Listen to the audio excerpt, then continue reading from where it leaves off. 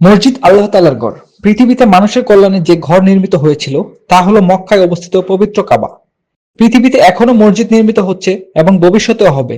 এসব মসজিদ পবিত্র কাবা ঘরকে কেন্দ্র করে নির্মিত।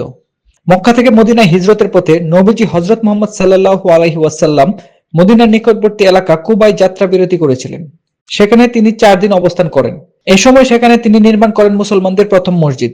যে মসজিদ নির্মাণের প্রশংসা করে আল্লাহ তাআলা বলেছেন, যে মসজিদ প্রথম দিন থেকে প্রতিষ্ঠিত হয়েছে তাকওয়ার উপর, তোমার নামাজে দাঁড়ানোর জন্য সেটাই অধিক উপযুক্ত। সূরা তাওবা আয়াত নং 108। নবী মুহাম্মদ সাল্লাল্লাহু আলাইহি ওয়াসাল্লাম মক্কা থেকে মদিনায় হিজরতকালে কুবা পল্লীতে একটি মসজিদ নির্মাণ করেন।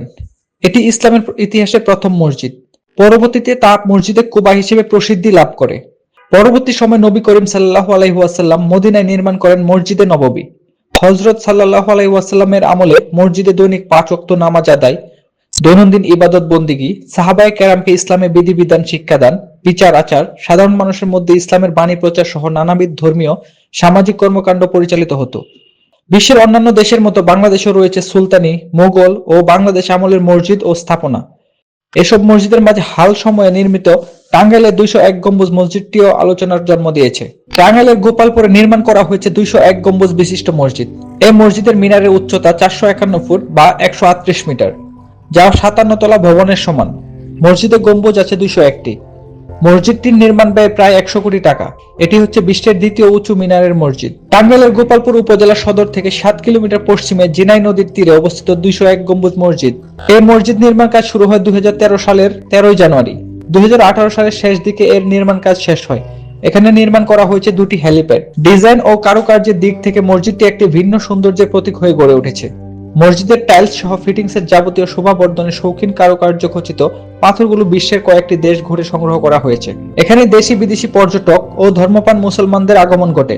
বিশেষ করে জুমার নামাজে শরীক হতে বহু দূর থেকেও মানুষ আসেন। সর্বোচ্চ মিনারটি মরক্কোর কাসাব্লাঙ্কায় দ্বিতীয় হাসান মসজিদে অবস্থিত। ওই মিনারের উচ্চতা 689 ফুট বা 210 মিটার, যা 60 তলা ভবনের সমান। তবে এটি ইটের তৈরি নয়। দিল্লির কুতুব মিনার বিশ্বের সবচেয়ে উঁচু ইটের তৈরি মিনার। এর উচ্চতা 73 মিটার বা 240 ফুট। নির্মাণাধীন অবস্থায় 201 গম্বুজের মসজিদে ঈদের নামাজের মধ্য দিয়ে নামাজ আদায় শুরু হয়। প্রায় 15 বিঘা জমির উপর এই মসজিদ কমপ্লেক্সটি অবস্থিত। কমপ্লেক্সের নির্মাণ কাজ এখনো শেষ হয়নি। এরই মাঝে নিয়মিত নামাজ আদায় হচ্ছে। প্রচুর দর্শনার্থী মসজিদটি দেখতে আসেন। মসজিদের ছাদের মাঝখানে গম্বুজটি উচ্চতা 81 ফুট। বাকি 200টি গম্বুজ 17 ফুট উচ্চতা বিশিষ্ট।